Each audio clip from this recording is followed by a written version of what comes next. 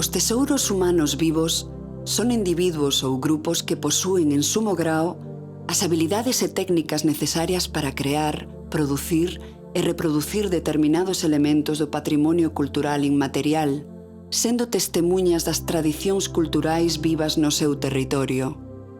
En xeral, podemos considerar que estas persoas portadoras son as mantedoras e transmisoras das diversas expresións do patrimonio inmaterial.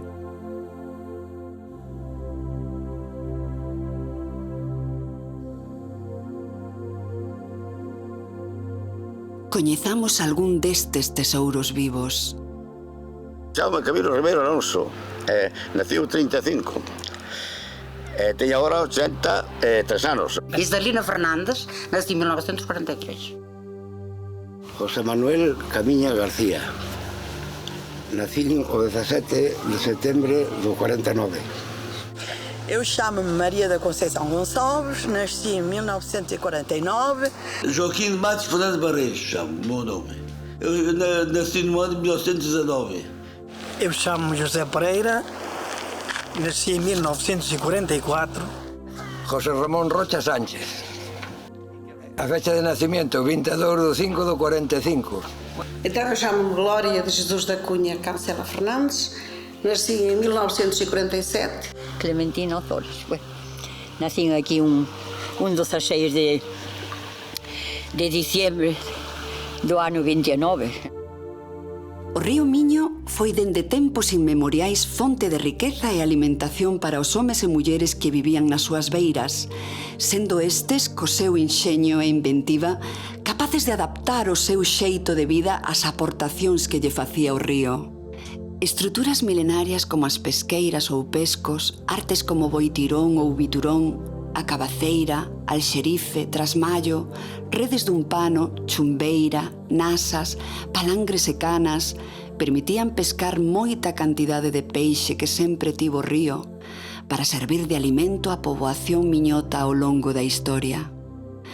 Embarcacións como o Carocho e a Maseira ou a Gamela permitían o desprazamento polo río para cruzalo a outra beira ou mesmo poderen pescar dende elas. O río, bueno, moi noviño, iba co difunto meu abuelo, meu pai, todo iso. Foi onde collín o vicio. De rapaz, co difunto meu pai e a familia, íamos aos pescos e entrou unha afición. Sobre os 14 anos. Pois de rapaz pequeno, de cachorro cos maiores, claro, e ver, axudar como desarmaban, como armaban, esas cousas todas, onde empezas a aprender. Ao sair da escola, pois aí iba con elas tardes principalmente. Emigrei en traballar. E abandonei, claro, esta zona. No, despois marchei para Francia. Eu levo moito, con 16 anos estaba en Francia. E claro, abandonei o río, moitos anos, hasta que viñen, me asentei aquí outra vez. Vim para aquí a facer o servicio militar, a casarme e a servicio militar. Que cando fui ao servicio militar xa estaba casado, Eu axudáballe ao meu marido cando iba el solo, que viñamos de vacacións porque estuvemos en Holanda e viñamos de vacacións e iba ao río, collía as vacacións para ir ao río. E como tiña afición, pois os pescos, pois vim a pescar.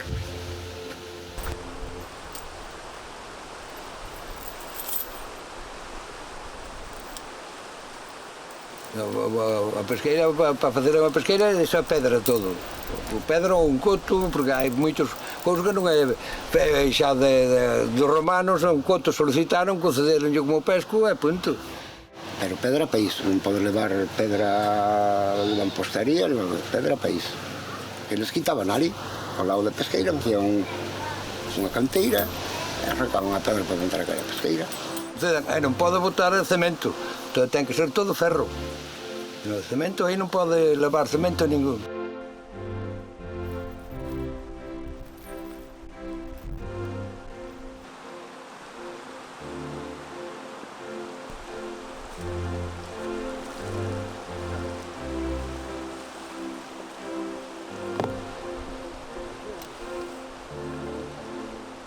A rede está aquí porque o peixe ven pegada sempre ao borde do río. E ao chegar aquí, tropeza contra a pedra e entra na rede. Marcha para lá contra... Entra na rede. Pois desde fai un par de anos entereime de que teñamos parte nunha pesqueira e falando con meu pai intentamos actualizar toda a documentación para poder aproveitarnos esa riqueza, por decirlo de algún modo. Iso vale moitos cuartos, unha aí abaixo vale 9.000 euros, que para descontar hoxe no río 9.000 euros xa hai que botar anos, que non é así tan fácil, non é a la baixa na Guardia. Que na Guardia a única propiedade que teñen é o río de arraste e o barco, do resto non é nada, que aquí hai propiedades. Eu teño escrituras onde teño as propiedades as miñas no río. Dicen que eran desta xente toda privilegiada, todo de diputados e toda a xente rica que facía os pescos porque tiñan carta para fazer esos pescos a pico e pala, como dice outro ali nun peñadero desos, que non fai agora. Veu de herencia todo. As que teño agora de meu abuelo pasaron ao meu pai, de meu pai pasaron a min e a meu irmán.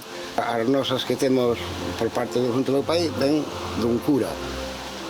Era un cura, claro, esos podían, tiñan poderes a facer esos pescos. Hai pescos aquí que foron feitas polos romanos que levan moitísimos anos, moitísimos. O que pasa é que hoxe meter cartos no río é tempo perdido. O ano pasado eu se collín en toda a temporada unha docena de lampreas, foi todo. Onde este ano que pasou saquén 7 xuntas. Nun día, e todos os días.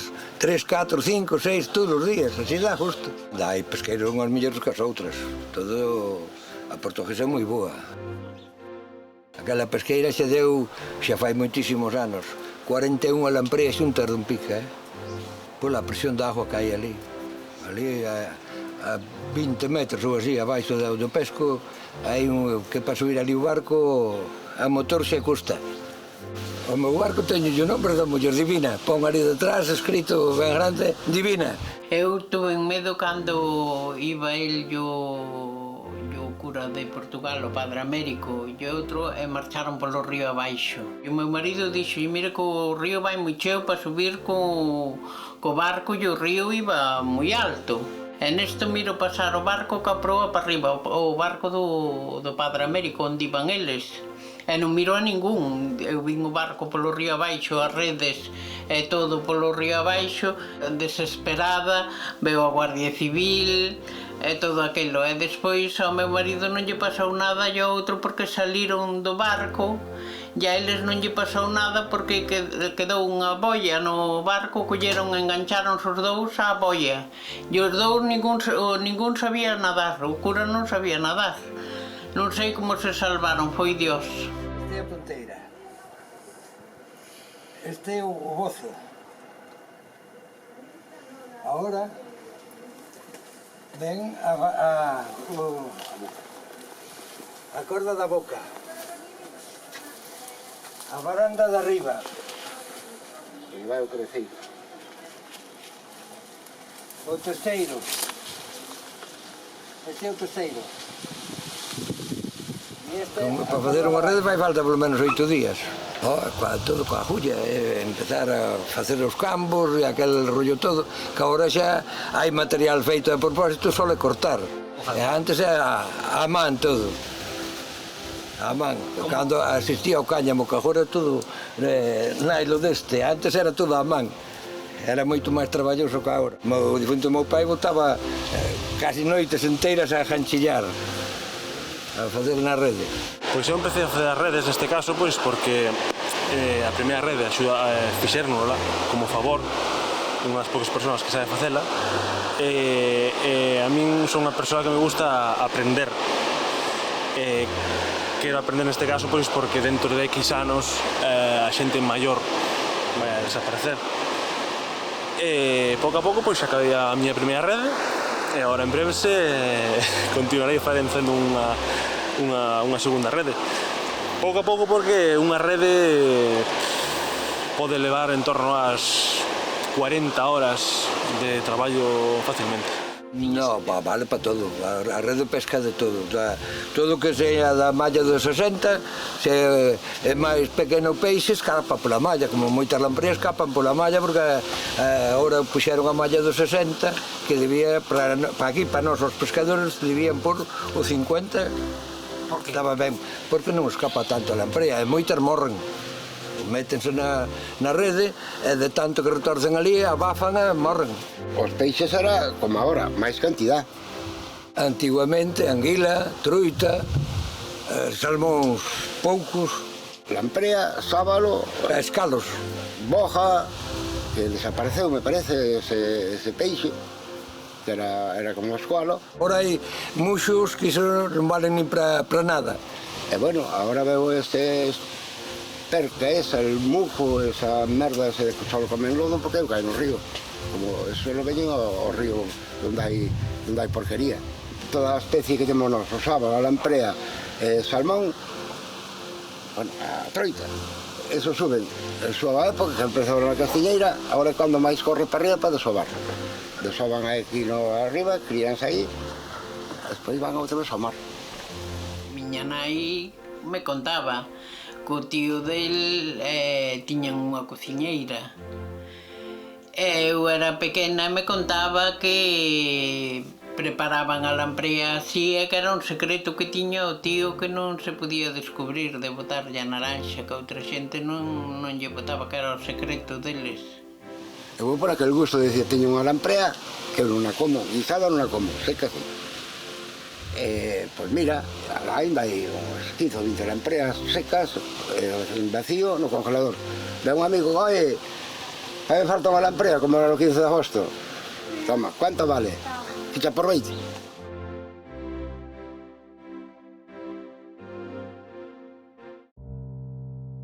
Goián é unha parroquia de Tomiño que está abeirada ao río Miño e que ten unha antiga historia, aparecendo o seu nome por primeira vez nun documento do ano 1258. Unha das características orixinais identitarias desta parroquia é que son algúns dos barrios que a compoñen, o galego que se fala ten unha característica moi peculiar que o fai diferente.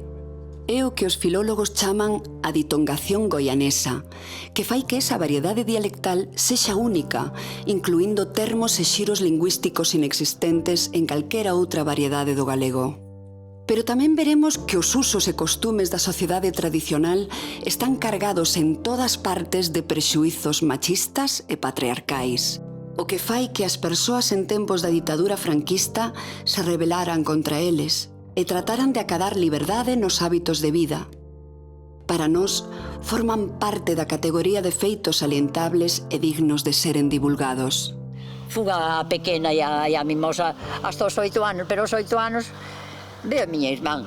E entón aquilo foi a miña perdición, porque xa non era naide. E entón a que levaba o negocio e era a mamá.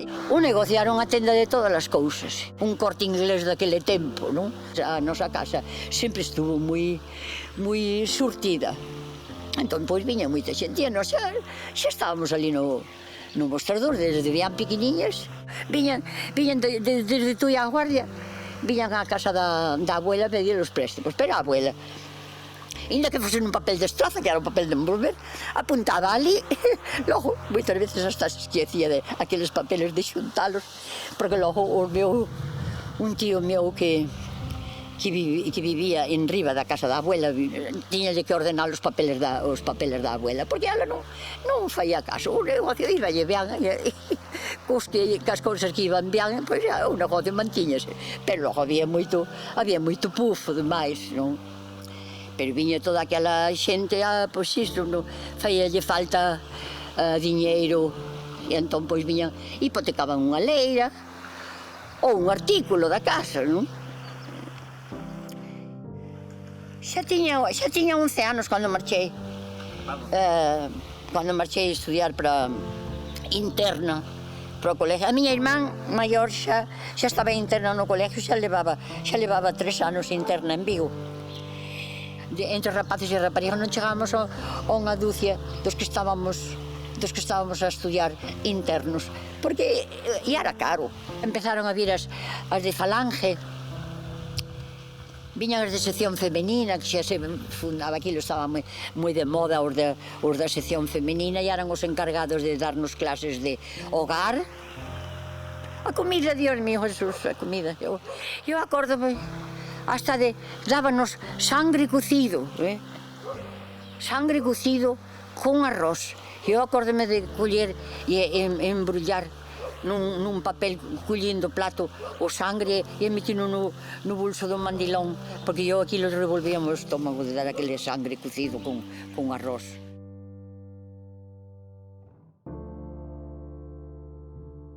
Fun estudiar para Santiago. Bueno, a mí gustaríame, xa tiña outras, tiña hora de estudiar outra cousa, pero non había a túa voluntad non contaba. Se o papá dicía estudias farmacia, pois estudias farmacia. Pero que era unha tortura, porque a min a verdad que tiña pouca base de matemáticas. Da maneira máis casual cambiei de carreira.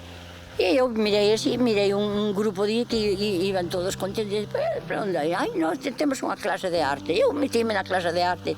Encantoume aquela clase. Dixen, eu quedo aquí, eu xa non... Falei por teléfono á casa, dixen, eu cambio de carreira. E pasábamos o día na biblioteca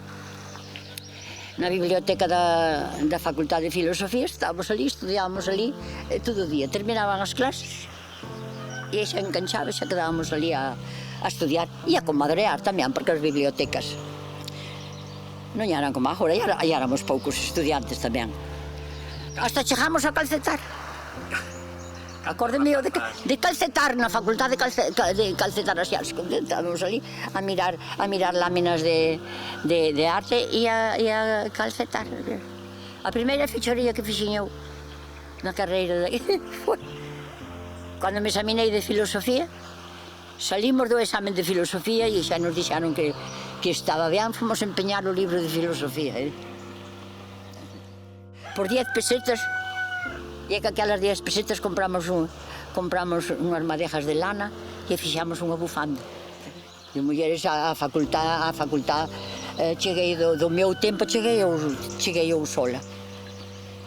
Aquí en Goián chamábamos os señoritos, porque ademais, claro, faíamos, como xa viñamos e éramos todos xuntos, naquele tempo xa faíamos guateques, xa bailábamos aquí nunha casa dos troncos e xa faíamos aqueles bailes cun gramófono.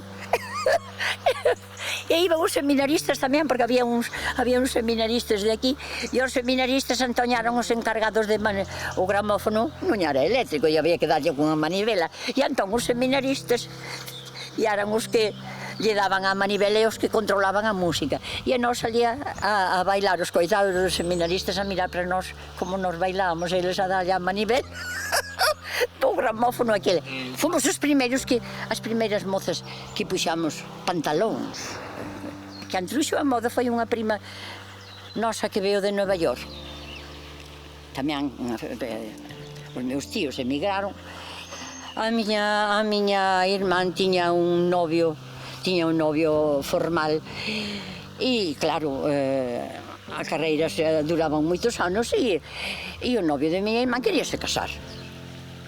E entón Ana pois abandonou a carreira con matrículas de honor nas asignaturas, porque era moi boa estudiante, era unha lumbrera, e plantou a carreira. Plantou a carreira xa no 5º ano. A única, eu non conozo niñunha muller licenciada, solo as miñas irmáns que estudiaron, porque só estudiaban cultura general, saber tocar o piano e bordar, repujar. Acabei en junio e en setembro empecé a traballar.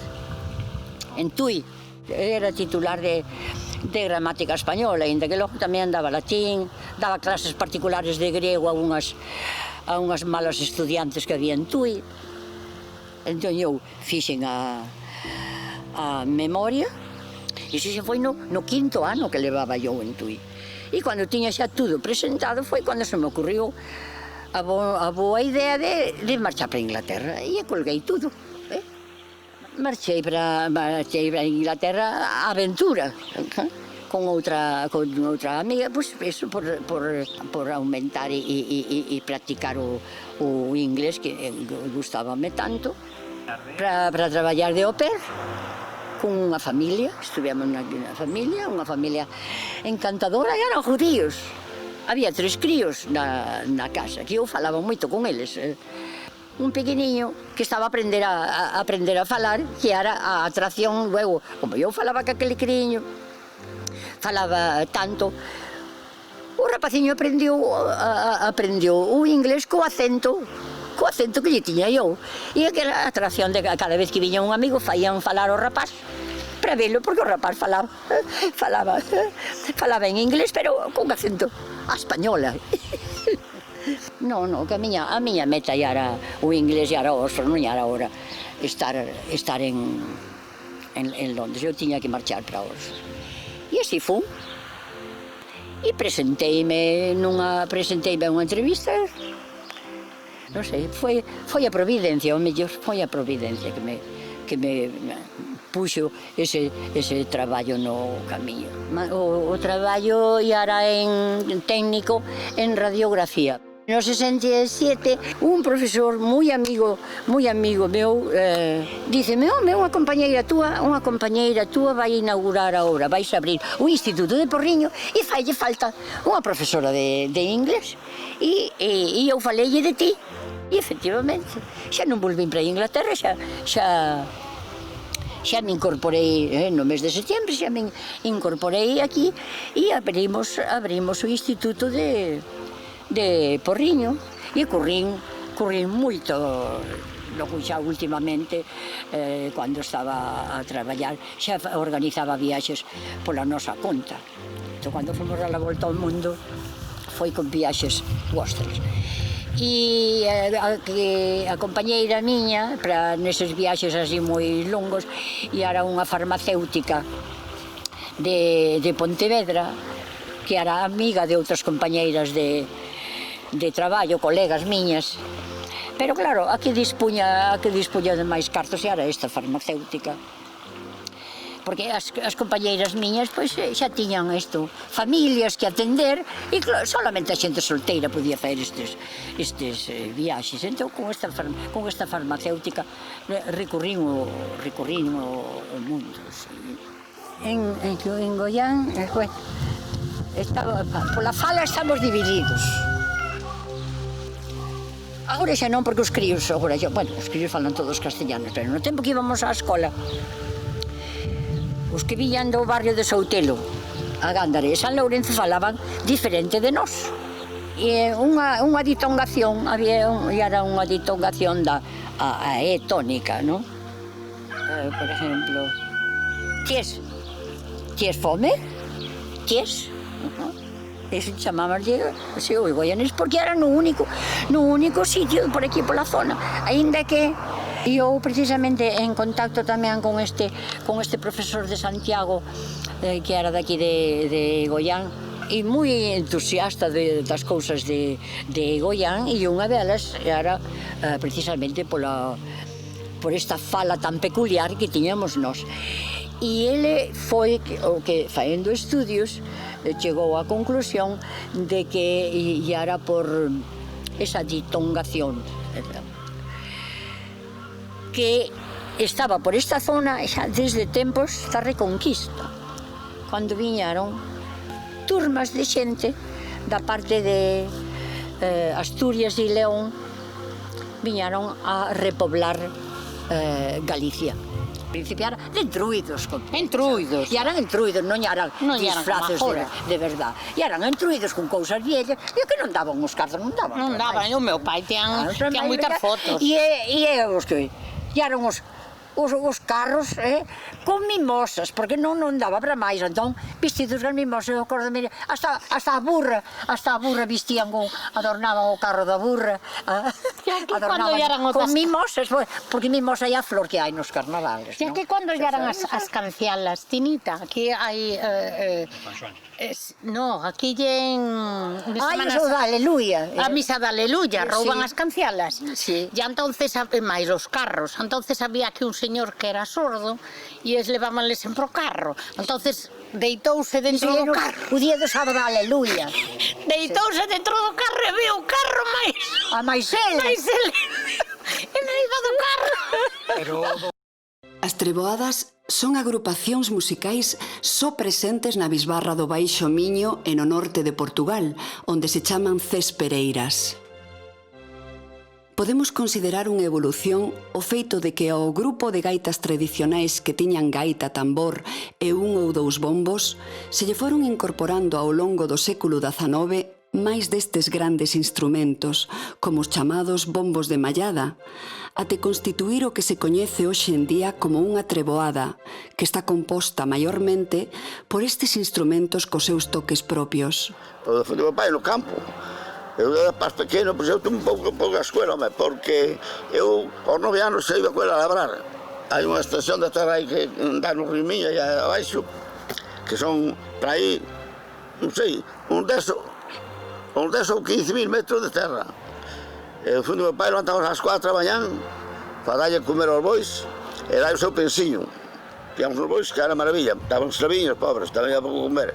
Entón, a rompido o día, chamaba por min, xa rompido o día, estábamos no campo. Ahora vamos, a cidade, claro. Collía o carro, estive arado en riba, collía o carro, ahora iban os bois iban solos para a finca, éramos. Xamos á finca, veña, o arado e tira. E a hora de comer, a fonte vianai, ela marchaba con cestillo na cabeza, a comidinha, o que se podía na cara. Sí, se probaba unha bolilla de pan, que foi o pan de millo na casa, foi cada 8 días cocía. E tiña marchado a garrafiña que levaba 5 litros de viño. Eu non, claro, eu que bebía agua, pero no fonte do meu pai bebía moito. Chegou a ver dun golpe, unha vez, unha xerra, unha pernada de 5 litros de viño. Ora, se quedou ben. E mire, morreu aos 70 anos, pero porque indo por esa carretera arriba, un día a tardiña, vi un taxista con xente para arriba e a punto de iba co carro de Antalaca. E ele iba atrás, era radonfías atrás. Eu veo o coche, ganchou por as pernas, unha perninha se quedaba un coche ali na calle. E tuve que cortarlle 2 pernas. E morreu así, morreu. Era un proceso moi traballador, e bueno. Así foi a miña vida. Despois eu empecé xa tal, depois fui a servicio militar, xa vine, empecé nas arenas a pescar no Río Miño e bueno, a miña foi sempre luchando así, hasta que despois, cando xa empecé a traballar algo, despois traballaba de albañil tamén junto ao meu hermano, tamén de peón, junto ao meu hermano era contratista, que falleceu tamén, hasta que eu xa estaba luchando na miña vida, tiña tractor, andaba con tractor, andaba no río, pescaba e tal, e foi cando comprei este lugar aquí, era un lugar, unha casiña bella que había para aquí, comprei este lugar, que son 3.300 metros, e empecé a funcionar, entrei 4 amigos, fixamos esta casiña. Pois eu pescar, xa pescaba antes de ir ao servicio militar, que fui aos 19 anos, ao servicio militar, eu tenía 2 anos en Cartagena. Xa pescaba con a xerifa, con o rapaz, con o meu pai, e Telmallo, xa pescaba tamén. E logo, sim, hasta agora que complicaron tanto o cheo do río, e ao partido de 65 anos non deixaban xa. Por todo ese sí, ainda non, do 80 ainda no río. Nos españoles, o río é internacional, pero que manda Portugal. Portugal botan un instrumento no río, botan fan, aquí non que non ia botar un pouco de instrumento no río, xa queima. E bueno, pois eu sí, logo tamén dedicaba un pouco ao contrabando, non moito, pero un pouca cousa, porque eu non...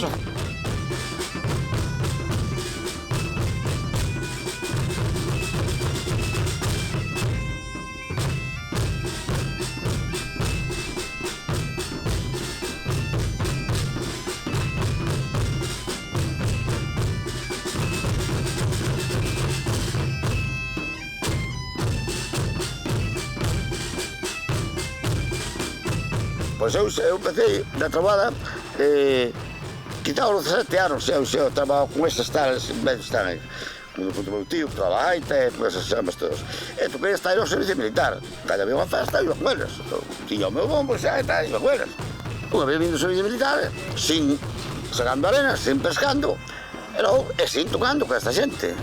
Pero cando pasou xa varios anos, xa, bueno, xa, eu estaba casado, e tal, foi cando, entón, tratei de fazer unha trabada eu. Porque, mira, se hallaba dinheiro. E aquela xente, era aqueles 3 ou 4 ou 5 que non había, que era só aquelas. E veas festas que querían máis xente. Entón empecé con 5, 2 bombos, unha caixa e 2 gaitas, con as 2 rapariñas. E formei a trabada, pero logo, cando me dicían, pois mira, non, faz falta 10 homes. Entón eu collía das outras tabuadas que había, collía, faz falta, mira, comigo, tal. Sin ensaios niños. Xa tíamos aquilo de rutina, aquilo sin ensaios niños. E bueno, empecé así, efectivamente, pois mira, hoxe estou contento que tanto este un outro toca moi ben o bombo, teño moitas festas tamén, porque están moi ben preparados. Xa pola mañá, a primeira hora, a tirar de bombas, ás 8:30 da mañá, ahora, xa teníamos que estar ali, e non entón, ali, veña, aquí en Forcarla fallamos todo nun grupo. Empezamos a primeira casa, e xa estaba ali sempre a primeira casa, e xa estaba ali carrosca aí preparada e as copas e tal, e empezamos ali casa en casa, que corríamos a parroquia, toda casa por casa, a pedir para as casas, e veña. E daquela hasta se pedían millo, frixóns, millo, patatas, pero ahora só era a limborna de dinheiro que daba tal. E logo, pois, en San Pedro, e logo a noite, dábamos o remato a terminar a misa, o remato no terminar a festa, a xente estaba toda esperando, sempre gustou moito iso a xente, os veciños. Aí todos esperando, incluso vía xente fora, escoitar a despedida dos bombos. E logo, cobrábamos, se nos pagaba no momento, e veña, xa repartíamos o dinheiro, e veña. Hasta ahora que retirei xa, porque xeron, os meus brazos xa non daban, daba as pernas menos ainda. Antes era sempre igual, cando iba co esa xente de edad, era sempre así.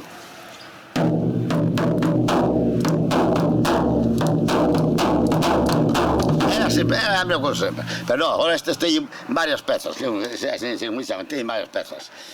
A piel é do vello o cabra, ben. Entón esta piel, para colocarla aquí, se veñan recortadas. Se é moi grande, que hubo máis pequeno, entón recortas a máis, eso non se vai. Entón, primeiro que hai que fazer é coller este arillo que leva por aí, que se vai grande. Coller este arillo, ponse arriba dunha mesa a piel, ponse o arillo, e logo vaise doblando, así, e con a cuchara, para que non... Vaise metendo todo baixo o arillo, todo. Este é metida baixo o arillo, toda ben metidinha, ben preparadinha, colle, ponse o bombo así pousado, o aro este, ponse así, e ponse este aro, métese dentro da... Tal que dá isto solo. Como digo, este é madeira, e este dentro é corcho. E logo vai forrado cos collóns dun carneiro. Cando se mata o carneiro, métese así en verde, así de volta. Eu tuve pero todo para fora, non sei se é este, que logo vamos a ver. Métese aí, apretase ben, aquí amarrase ben con tal, unha vez secou, se non solta máis. O xogo é calquera actividade que se fai coa mera finalidade de entreterse e divertirse e que conta cunha serie de normas que se van mudando ou adaptando ás necesidades propias de cada intre. O xogo tradicional nace no medio onde viven as persoas e está enraizado nel. Non se comprende sen o ambiente no que se desenvolve e sen entender a cultura da que procede, estando plenamente integrado no contorno. O xoguete, material sempre presente, foi transformado para ser útil na actividade lúdica. Pedras, anacos de madeira máis ou menos traballados, ervas, osos... Todos eles materiais que se atopan doadamente e son os complementos imprescindibles para seren utilizados no xogo. O xeito de vida moderna fai que os rapaces e rapazas da nosa época descoñezan o modo de divertirse que tiñan as anteriores xeracións. Os jogos era, por exemplo, era jogar, porque aquilo era bonito e era engraçado. Por que razão era engraçado? Porque havia alturas para jogar aqueles jogos. Não eram todos seguidos assim, não faziam todo ao mesmo tempo.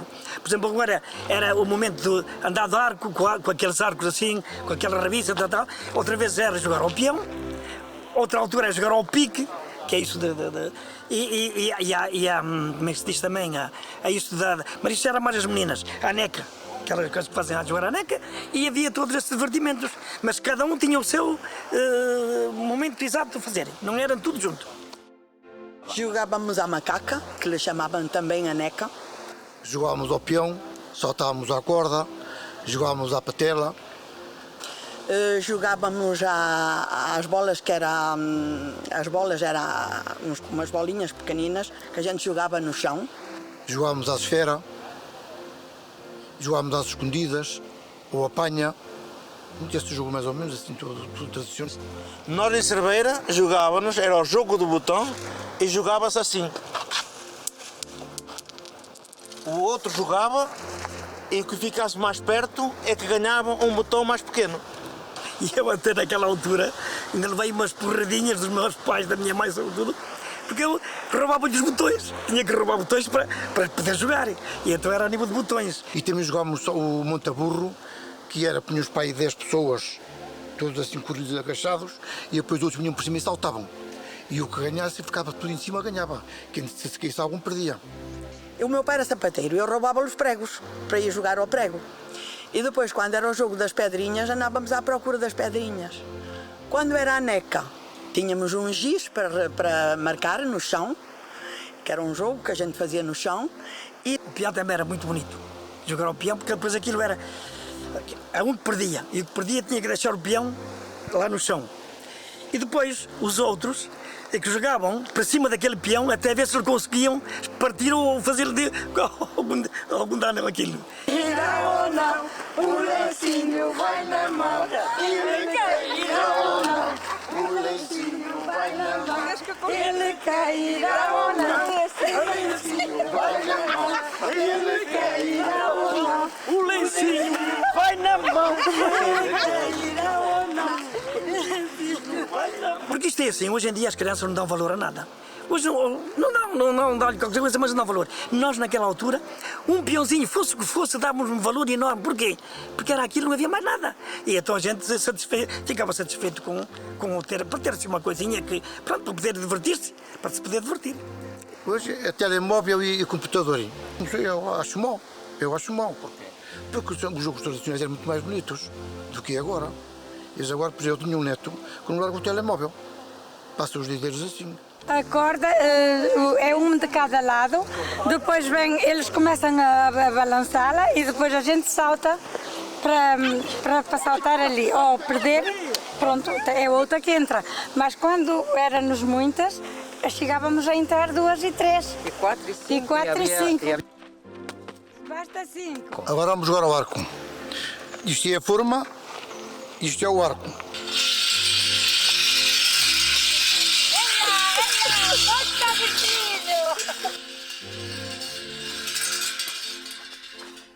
Castro Laboreiro é a freguesía melgasense que está situada nas serras que compoñen o Parque Nacional de Peneda Llerés.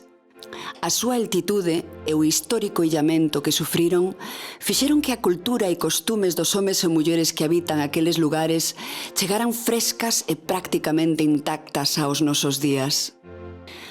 A rudeza do clima e as características singulares do medio modelaron un xeito orixinal de relacionarse con el e condicionaron tamén o desenvolvemento dos costumes e hábitos da poboación que habita estas montañas. Porque a minha família foi toda má. Eu fui criada, sabe Deus como. Porque a minha mãe não teve para ajudar. Foi ela sozinha a lutar com a vida. Ela criou-nos os 6 filhos. Assim que a minha vida não foi boa. Sabe Deus como ela foi. Pelas portas dos vizinhos, calha muitas vezes. Olha, eu lembro-me de que era eu e o meu irmão, a seguir de mim.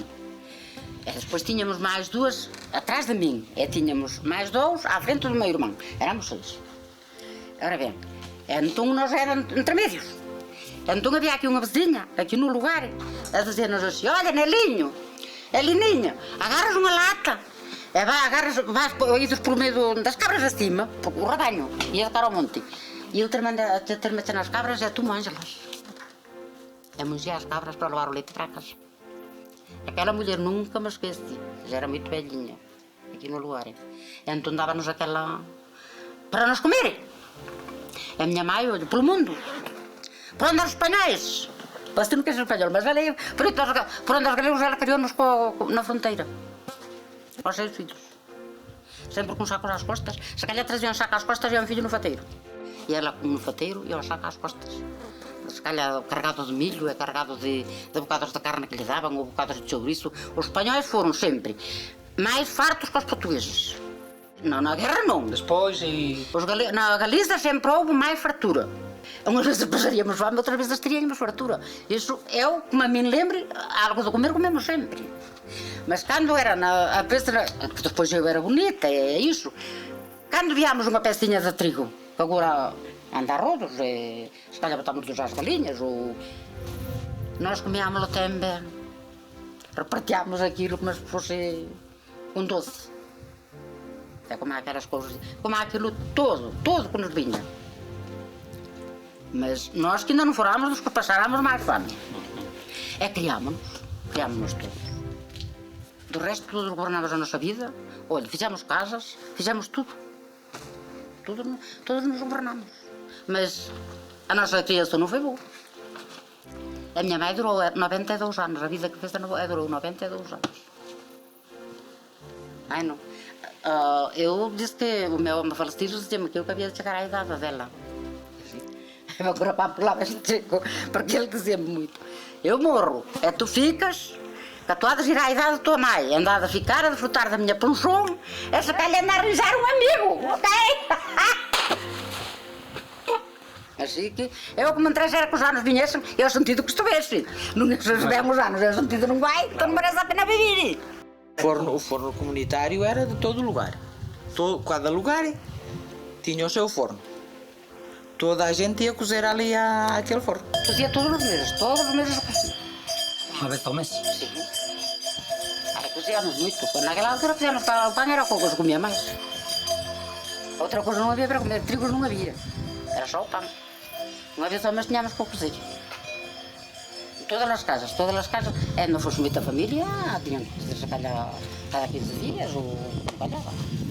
E havia que ter os preparos também para cozer, não era só, tínhamos que ter uma maceira, tínhamos que ter umas tábuas para levar o pão, havia que ter as coisas. Então a gente vinha cozer aqui. A nós aqui os galegos queimaram-no, de uma vez. Porque já eram ruídos, claro. Faziam ali o paraíso no forno, a gente fazia os dinheiros da linha, chegaram ali e queimaram o forno. E depois nós é que tivemos que fazer o botar com a massa. Oh, Jesus! Baixavas e baixas em dezembro e sobes para cima em março.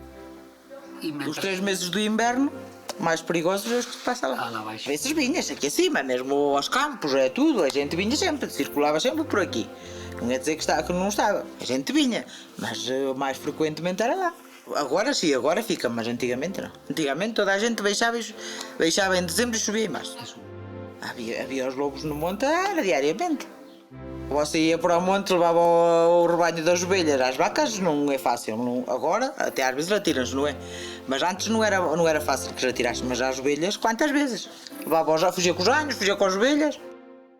Claro que a gente que tinha medo, que eles chegavam ali a gravar um leite e não lhe diziam, estou aqui. Botavam-no às costas e lá iam. E às vezes uma pessoa ia puxar para um lado e uma pessoa ia puxar para o outro, no correio-selos. Isso lembra-me, Jesus, isso lembra-me a mim bem. Que nós tivemos que andar muito no monte. E é claro, era na altura que havia os lobos. Você se calhar andavas a guardar todo dia e ele vinha atrás do... Aqui acima não há assim tantos cotos. Lá embaixo há muitos cotos. Ele cheio atrás de um coto, botava às costas e pirava, você nem dava conta que ele ia. Só à noite, quando fosse contar o rebanho, é que já voltava. Nós, a minha mãe era muito severa. Era muito severa. Ela fez a vida que fez, mas conosco era severa. E graças a Deus, nós nenhuma fez a vida que ela fez. Mas nós sabíamos bem o que tínhamos a fazer, pela honra da nossa comunidade. Então nós já tínhamos o exemplo à nossa vista. Já fomos criadas sem pai. Ao mesmo tanto, eu também não podia botar filhos ao mundo criados sem pai. Como são criados sem pai, as minhas irmãs também pensariam igual.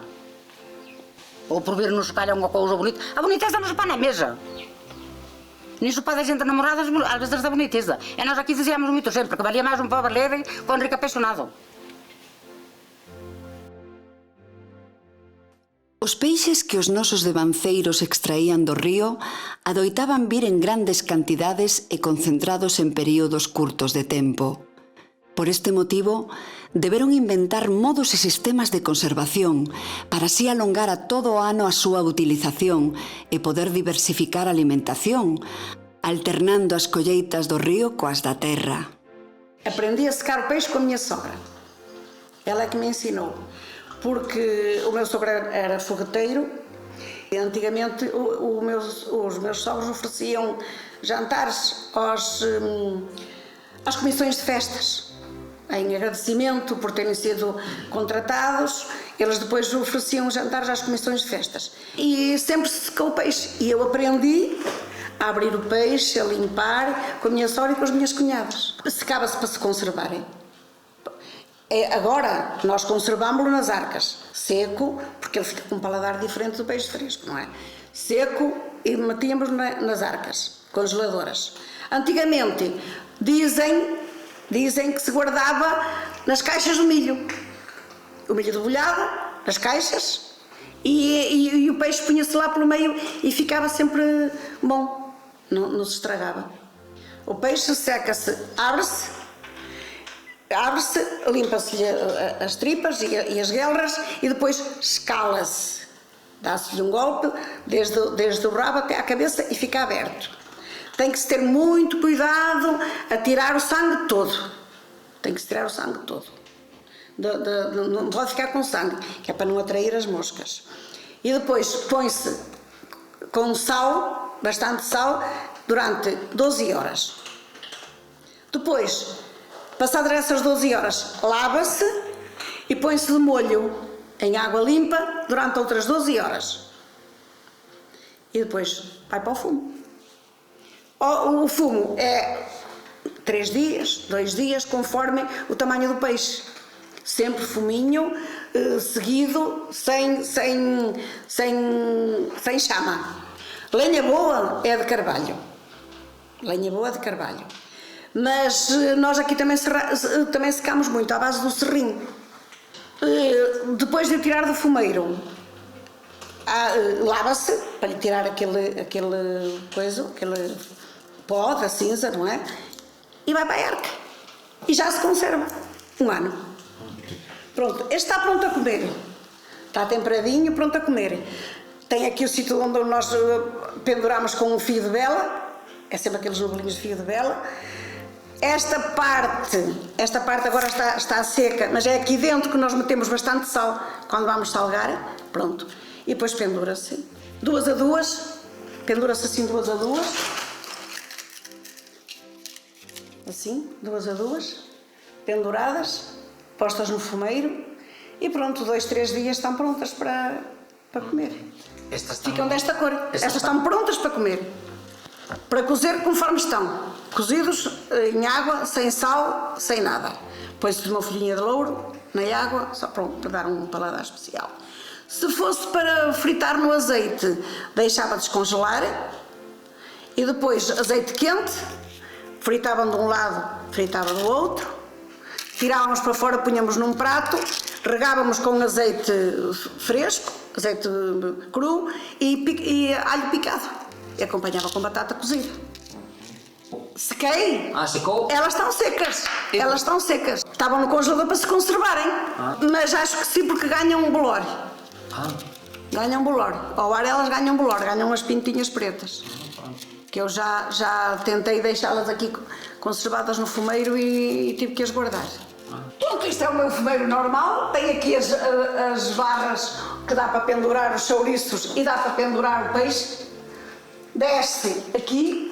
Tem ali um cabo de aço que dá para descer, para pendurar o peixe e depois sobe e fica ali. Aqui faço a fogueira, também dá para fazer os grelhados. A música, como expresión de lecer, acompaña aos homes e mulleres dende a noite dos tempos, aproveitando os momentos libres que o traballo lles permitía. Instrumentos de percusión, gaitas, concertinas, acordeóns, cavaquiños, producían música para que os ouvintes escoitaran ou bailaran ao seu ritmo.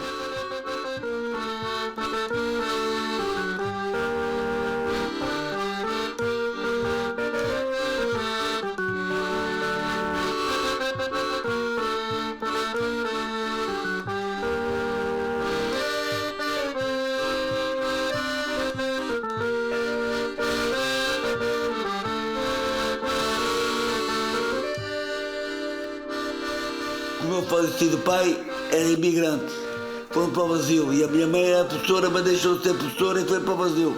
Depois, quando veio, tomou conta outra vez que ele morreu lá. O meu falecido pai morreu lá. E depois veio cá para Portugal. Tinha 4 anos quando ele morreu. Eu tinha uma bicicleta, que antigamente não é como agora carros. Antigamente era bicicleta, lá vinhamos nós. E tinha umas mulherzinhas da aldeia, lá de solteiro. Nós vamos na caminhonete das duas, que eram as 2 pernas.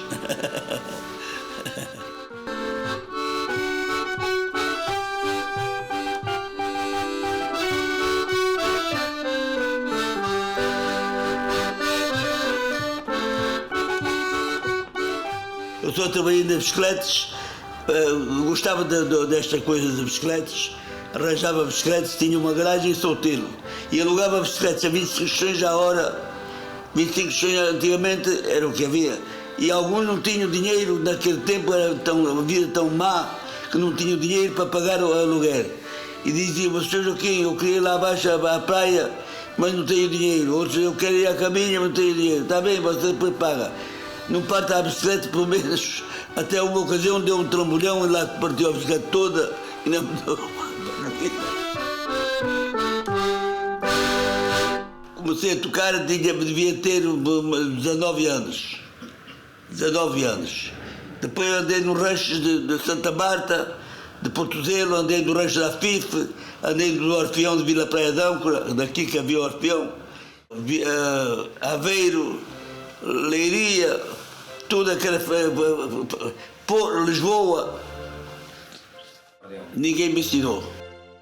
Foi que eu aprendi, comecei a tocar, tinha uma grafonola, punha a grafonola a tocar e depois começava a tocar a música que a grafonola tocava, começava a tocar e lá foi o que me ensinava, é a grafonola. O meu instrumento foi com uma concertina. Comprei um rapaz lá acima de uma aldeia, São Lourenço, mas depois comprei um acordeão e deixei a concertina. Porque disseram-me que o senhor aqui com a concertina é só para viras e para músicas da aldeia e tal. E nós aqui queremos músicas agarradinhas e raparigas. E então comprei um acordeão, ainda tenho ali um acordeão. Tem 80 e tal anos, um acordeão tinha, mas já não toca, já está arrumado.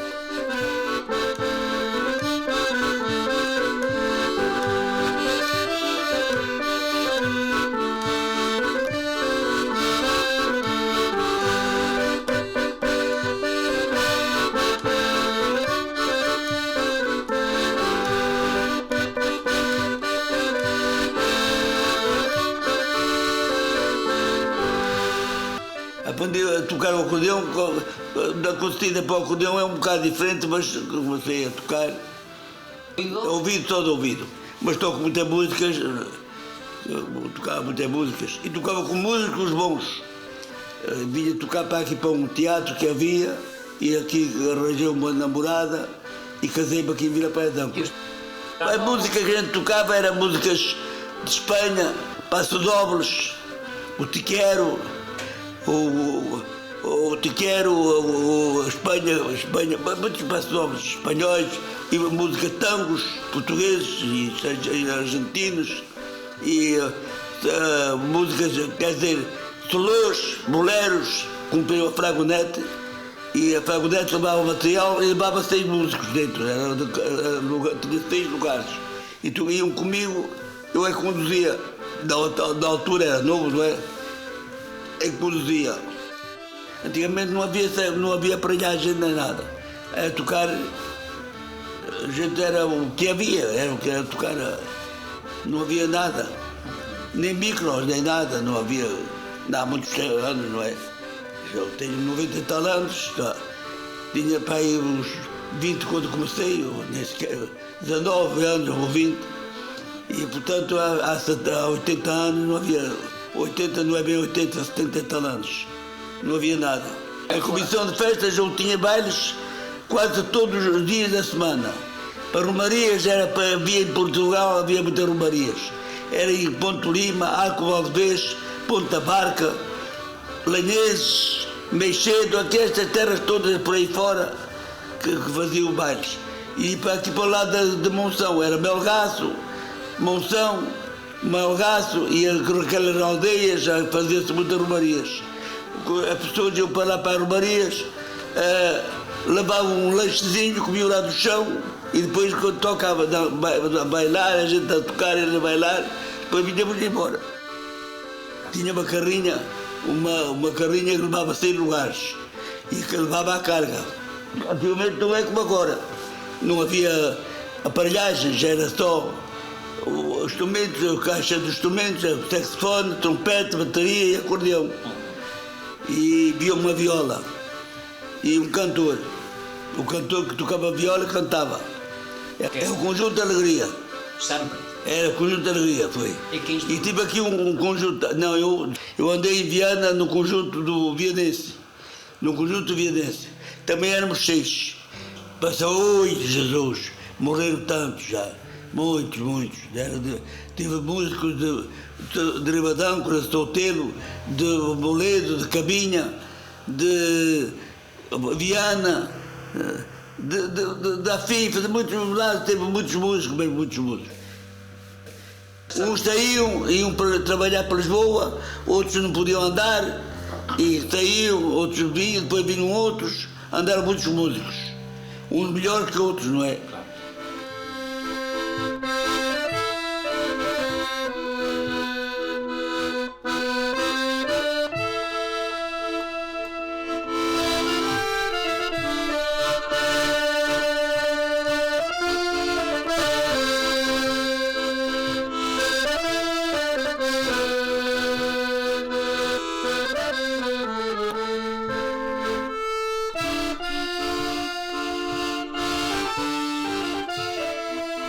Ganhei a minha vida, ganhei. Sim. E não estraguei. Porque a questão principal é. Havia aqui um músico que tocava comigo, que o dinheiro que ele ganhava ia para uma taberna e ao fim das festas, quando era à tarde, chegava à casa, a mulher vinha cá, Sr. Joaquim, o meu homem chegou lá, nem podia entrar para a casa dele, ia caindo. Olha, trazia uma borracheira, vou chamar borracheira. Trazia uma borracheira, bebeu para ali, trazia o dinheiro do baile. O dinheiro do baile, olha, caiu, só tem uma moedita, caiu pelo caminho abaixo. E nunca perdeu, ia lá para uma taberna e gastava tudo lá. O río Miño sempre foi un punto de confluencias das culturas e dos saberes en ambas beiras. O río para Goián foi medio de vida, medio de vida durante os anos de crisis. Nós, quando éramos mais pequenos, íamos para a beira do rio, onde tivesse assim areia, uma espécie de praia, sabe? Passávamos ali no verão, passávamos ali o dia todo e depois vinhamos à noite. Meu pai, de pequeno, também foi ao rio, porque meu abuelo também era pescador. Mas naquela altura as pessoas mesmo... Pessoas, sim, que não é, amadoras, iam ali para o rio e punham-se ali a pescar aquele peixe mais miúdo, não é? E era assim que a pessoa passava aí o tempo e pronto, e ainda trazia algum peixinho para casa para comerem às vezes, porque era um alimento que já não o compravam. Eu empecei por pescar, primeiro pescava anguias e logo pois fui um patrão. E tinha a medias uma ramela com este amigo. E íbamos pescar. A mulher dele, a máis eu, nunha gamela e ele na gamela dele. Ele era o que nos botaba as redes e anclábanos no medio do río e quedábamos ali a esperar que empezase a subir a marea. Horas ali, a chicha máis eu a esperar, mentres rezábamos o rosario, Rezamos moitos rosarios a esperar a que crecese a maré. Tiñas que estar horas ali no río de noite, e algunhas veces a chover.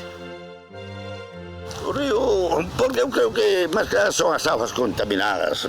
Iso aquí o río, se coñan acá un calcara botánica, xa queima. En cambio aí, as depuradoras, xa aumento alto para o río. Aí sabes que o embalse, se hai lodo, se hai falando mal merda, iso queda todo aí, despois acumula aí e cando lle abren esa borralla por baixo ven todo para o río. Eu acórdome de rapaz pequeno que estaba a firga daquela autorizado Mirabas o fondo a 10 metros ou 12 de fundura e agora a 1 metro e pico xa a carretera, xa non mira máis o fondo. Diferencias do caudal, pero nunha hora, nunha hora subeche 4 ou 5 metros e cando vas dali a 2 horas está seco rondo 3. E entón a rede non pesca no seu punto. Por culpa das variacións dese caudal, que non sabemos cando van a ser nin como van a ser, neste caso, eu buscando en internet, atopei neste caso un sitio onde se atopa o nivel actual por horas que leva ao río, neste caso o nivel máis cercano é o de Salvaterra, en función das aberturas comportas do embalse de Frieira. E con iso consigo saber se está baixando o río, se está subindo. Se esta noite subiu moito o caudal do río, pois seguramente a rede teña lampreas. Fora o río baixo, collía sempre lampreas. Se o río vai baixo, olvida, colles unha lamprea lá para as cousas en flores, verdad, Camiña? Acórdame as carvarelas, as truitas, as carvarelas, a mí están por agua, de noite, e veña, esos sacos de truitas, e veña truitas aí como os cercos. Agora non mira usted unha truita. Non se ve unha truita. E no Río Miño, pois tamén, o sábado hai algún pero pouco, non como daquela, lampreas se vai habendo, meixóns tamén moi pouca cousa, non sei, o motivo de acabar non sei cual foi. Antigamente pescaban máis porque non existían as redes de arrastra lá baixo, Non quedaron eso, eles dicen no pelo o peixe que ten que subir sobe, porque aquí non se pesca tamén sempre, mas agora xa os domingos ao sábado non se pesca, e era sempre coller un peixe, por aí arriba se les pesqué, sempre coller un peixe, claro, se aquí non é rede nenhuma, collería moito máis, ese é lógico. A nós sempre nos fastidian por todo, non podemos coller angula, non podemos coller anguilas, nada, tudo é lá baixo, non sei que, así. Hai moito furtivo, eso como sempre sigue habendo.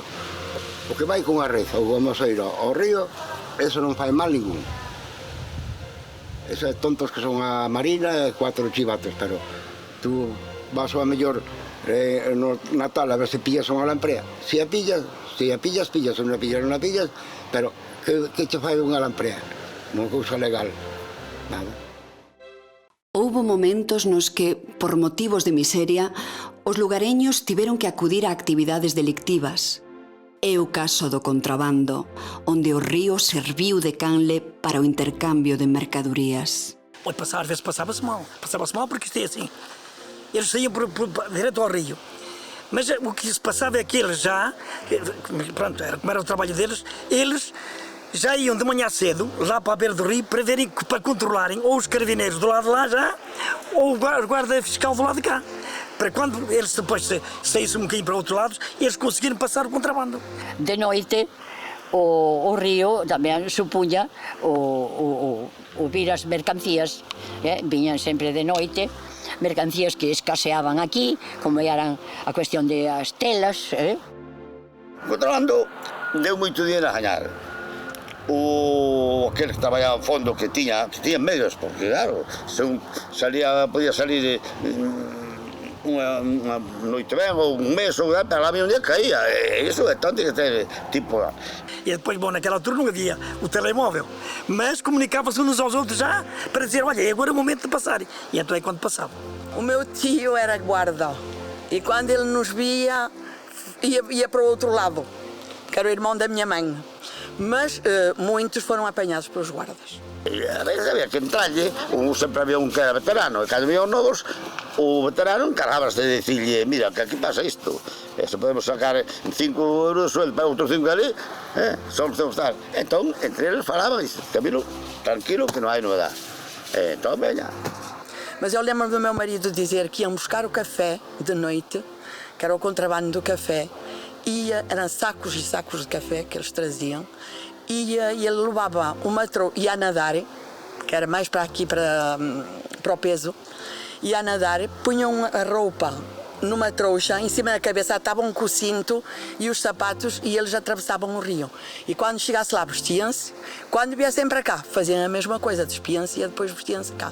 Non había plástico daquele tempo e quantas veces a mercancía viña mollada. Então ia buscar às vezes algumas coisinhas ali, antigamente no tempo da guerra civil, ia buscar a tui, tinha uma fragonete, Mas non era para vender nem para nada, para casa só. O río, unhas cousas viñan e outras iban, non? Moita gorra se vendeu na nosa casa, Dios mío, das gorras, o sea, iban das vascongadas para Portugal. E as zapatillas, eu creo que tamén as alparagatas tamén iban de España para Portugal. E que viña de Portugal? Café, de Portugal viña o café e o tabaco. Mas nós tivemos aqui não sei se vocês ouviram falar, o Zé Diabo. O Zé Diabo era um contrabandista aqui em Penso, era aqui de Penso, era um dos maiores contrabandistas aqui de Penso. E era um tipo que era, até ele tinha o nome de Zé Diabo, porque aquilo safava-se em tudo. Mas infelizmente veio um momento que um carabiniero matou-o no rio. Ele vinha atravessar para cá porque já tinha coisado e o carabineiro na água matou-o na água. O carabineiro matou o português, esse tal Zé Diabo na água. Aí é que foi um bocado triste porque depois, claro, houve uma certa polémica nesse sentido, porque, pronto, matar uma pessoa sem defesa, porque estava na água, já não era tão fácil como se por acaso tivesse. Mas não, ali é verdade que aquilo foi um bocado polémico. Non é algo aí, home, pero gastábase moito, porque íamos aí, cando era por un contrabando, íamos aí para a tenda dun tal Pepillo que foi da Guardia Civil, o sea, botaron no faro, sei por qué, non metemos no contrabando. E logo, cando xa iba a entrar outra vez xa sargento, e colleron el contrabando e logo afora. Entón, íamos para aí, e a mellor hasta as 3 ou 4 da mañán que se morre, ali a xogar o golepe. Se non gañábamos ese se perdía. Pero bueno, algo foi fendo. Para seguir defendendo, ainda comprei, tuvemos 3 tractores, bueno, fui na casa, e vamos tirando. Nunca se pasou fome, nin nada, pero bueno. Lamentablemente, tamén aquí a emigración sacudiu con forza. Porque eles gostaban, non? Tiñan que ir á procura dunha vida mellor que aquí non tiñan, que aquí non encontraban. Eso estuvo sempre na França, 40 anos. Estuvo na França. Ele mandaba o dinheiro e eu gastava.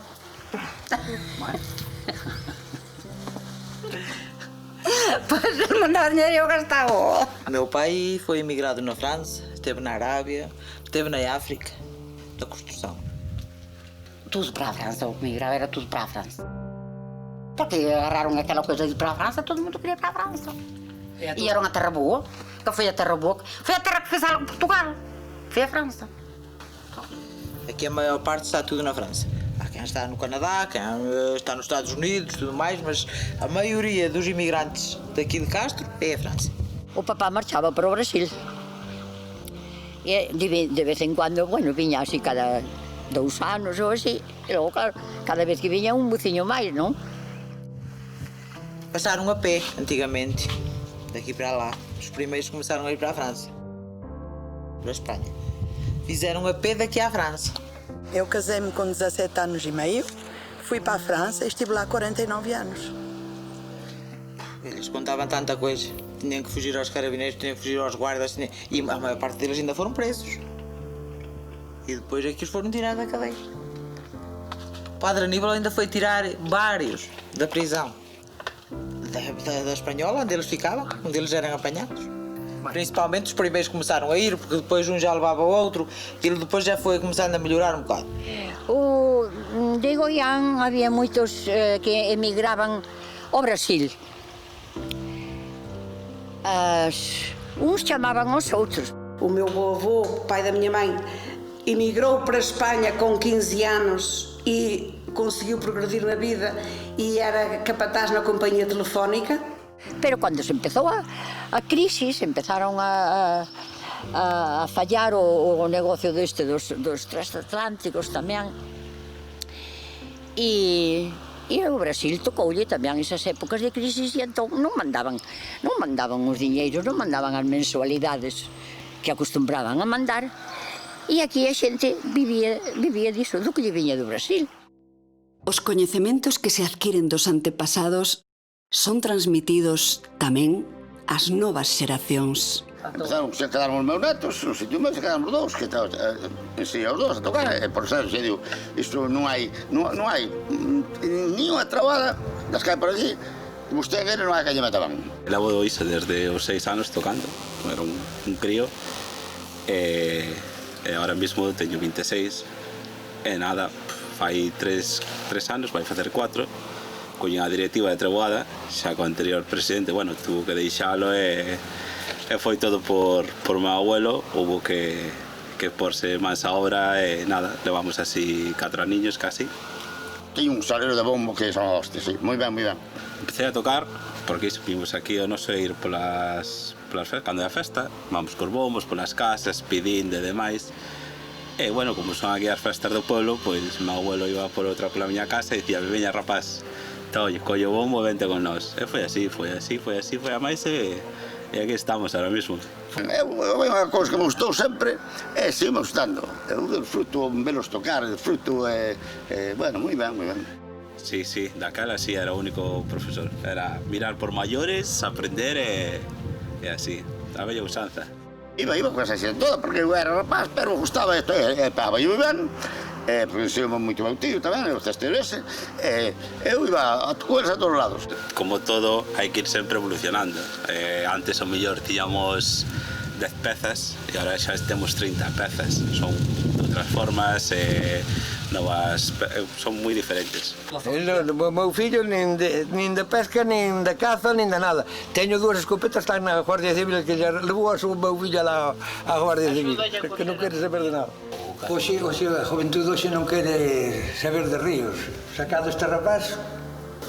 Vivimos nunha sociedade completamente enfocada cara á industria, ás cidades, todo iso, cando realmente vivamos na cidade ou non, todos temos que comer, realmente todos temos que vivir do campo dunha maneira ou outra. Así que, a ver, eu cada vez, pois, este ano que empecé co tema da pesca, valoro máis iso, o sea, considero moita máis riqueza este xintiña que leva anos traballando pois para comer, para sobrevivir. Cando nos agora, bueno, neste momento facémoslo como un hobby. Ahora a xuventude non quere saber do río. E as mulleres sabes que menos. Si van un domingo cando chegan ali, pois ao río, papá. Que non, vamos contigo. Por aquilo de dar un paseo e tal, pero afición ninguna. Ensinei ao meu filho as primeiras coisas. O Kim Barreira. A primeira coisa, as primeiras notas, o acordeão, comer o acordeão, e depois ele começou a estudar, metido na música, já que eu não aprendi, metido na música. Naquele tempo era difícil, sabe? Eu creo que xa, non sei se falaremos os 2 dúcias, só os vellos que quedan, pero tamén como xa non salen, tampouco xa tampouco se fala. Xa, cada vez falase menos. Ou morrer eu e os da miña quinta, acabouse. Xa non... Dá tristura, dá tristura, porque está aí e non recuerdo, pero agora xa que se lle vai a ver como todas as cousas, tocoulle desaparecer, non? E hai que é unha lingua viva, non? E ten un momento de auge, e ten un momento de desaparición, e agora pois tocoulle morrer. Tócalle morrer, claro. A nosa trabada a Ollán estuvo un punto de desaparecer, pero bueno, foi a do Torrón tamén, pero a nosa vai traballar máis o miño, desde que formei eu, foi a máis, e ainda hoxe sigue nun momento de dicir, acabou. No momento están marchando ben, agora va o meu neto, está marchando ben. Como non, a tradición sempre hai que mantela, é algo que nos... A tradición, pero nos encantan, esas pezas antiguas son estrondo total e dices, aí veñen os bombos. Aí está a festa. Eu chorar nunca chorei, porque a verdad que foi dura. Eu non chorei. Sabes que moitas veces por que choraba? Porque me batía miña irmán. Como falase unha palabra en gallego, miña irmán dábame unha morrada tan grande na boca que me faía calar. E eu nada máis cerrar a porta xa falaba gallego, claro. E dicía, caliña, cálate que te van a ouvir os de Porriño, porque os de Porriño logo... Os de Porriño pensaban que eran máis que nós. Sí, porque Porriño xa era máis ciudad. Unha parte ainda se vive da imigração. A maior parte mesmo das senhoras que são viúvas hoje em dia vivem das reformas francesas. Até que era máis as lamparias iban regaladas. As lamparias a 2 pesetas e a 5 pesetas. Podía comerla aos pobres porque non era tan cara como agora. Para negocio, aquí a Lampreia non nos dá negocio. Danos de traballo. Unha noite menos 100 kilos de angulo, daquela, e aquel día foi un tractor, logo o tractor a buscar o angulo ao río. Aquilo que non fartura. Comían galiñas, comían... A gente antes era muito melhor que agora. Porquê? Porque estava mais, era mais gente, era mais unida, ajudava mais, era muito mais comutativa que agora. Acho que foi de haver assim um bocado mais de dinheiros ou assim outras coisas que mudou assim um bocado o equilíbrio das pessoas. Penso eu, não sei. O meu pai sempre disse que os filhos dele haviam de ter uma enxada mais leve que a dele. Já não é o que era, tá? Disto até falava. Sim. O acordeão, quando era novo, até falava.